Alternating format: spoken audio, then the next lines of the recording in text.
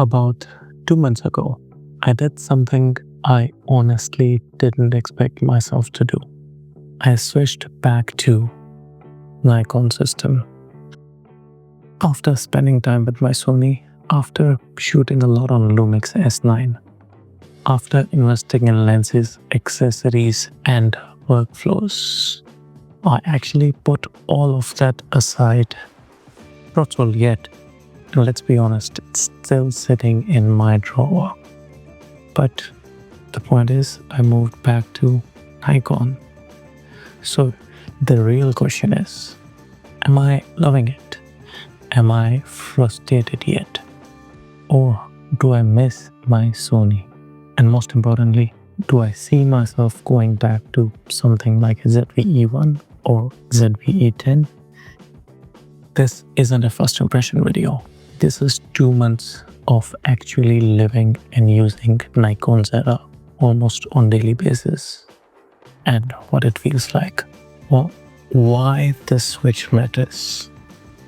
And before this makes sense to you, you would need some context. I didn't just jump systems randomly. I started with Nikon for photography, and for video, I learned on simpler tools like DJI Pocket and action cameras, just compact and pocketable setups. And then in 2024, I moved into Sony, especially cameras like ZV-E1, and I was genuinely impressed. Low light, stability, autofocus, it just worked. And Sony did feel effortless. And over time, I built around that ecosystem.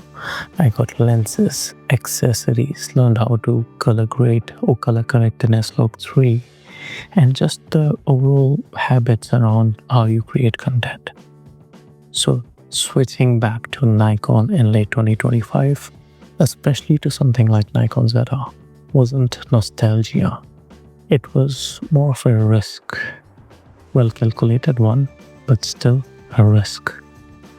Let's start with the things I expected to hate and did not.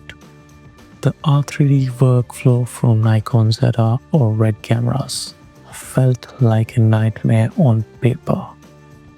Huge files, complicated workflow, cinema camera problems, but in a reasonably sized body. I adapted fast, and more importantly, I think the workflow actually makes me a better shooter because I stopped just waving the camera at everything and I started shooting intentionally. Well, the files takes a lot of space, there's no denying, but the flexibility in post is insane, and features like shutter angle, 32-bit float, and raw latitude of the complexity around, how many nuances of colors as well as the footage you can change. That just changed how deliberate I am while filming. The camera forces discipline, and that is a good thing. And that's why the workflow doesn't scare me anymore. Well, this part actually matters. I've been editing video for years. Admittedly, very amateurly at first. But over time, I started to respect that process. Color correction, exposure decisions, understanding why the footage breaks, not just when. I added in DaVinci Resolve, and once I learned the Nikon workflow, it stopped just feeling complex and started feeling professional. So to answer the question, the files are not scary anymore. They are empowering, if anything. Now let's talk about the stuff that genuinely annoys me. Because trust me, no system is perfect. This is not a pick up and go camera. While Sony was effortless, Lumix is forgiving. Nikon ZR is not. If you're lazy with exposure, framing or lighting, it'll show. This camera rewards intention and punishes sloppiness. And some people will hate that. I actually am starting to respect it. But yes, it demands more from you. And maybe a camera actually should. Especially for someone like me who's just collecting gear more than he's creating. But you cannot fake it with this camera. With Sony, especially a solo creator, you can get away with a lot. Autofocus saves you, stabilization saves you, and picture profiles or built-in LUT saves you sometimes. But with ZR, I think I'm more involved in the process. I'm just present in the moment. And that's not a flaw. But it's certainly not for everyone. Now let's talk about why I'm still here after 2 months. The image from this camera feels earned. Not just nice, not just clean, but actually earned. When a nail is shot on this camera, it feels intentional. The color, the highlights roll off, the depth in the footage.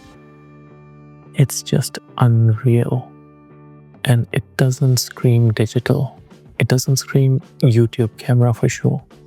It feels cinematic and without actually trying too hard. And the screen at the back of this camera is actually one of the reasons why you feel that. Let's look at this thing. Shutter angle and audio on this camera is actually a game changer for me. Because once you start to use shutter angle, especially when you're actually already fixing the ISO, it's really hard to unsee how clunky shutter speed used to be. Now, shutter angle and the 32-bit float is something which is new for me, but I can see why it's so popular among creators. Because not having to worry about changing your shutter speed always to get that cinematic motion blur I just appreciate it.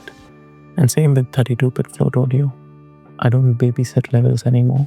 I just focus on content because I know I will be able to pull the details in post-production if I need to.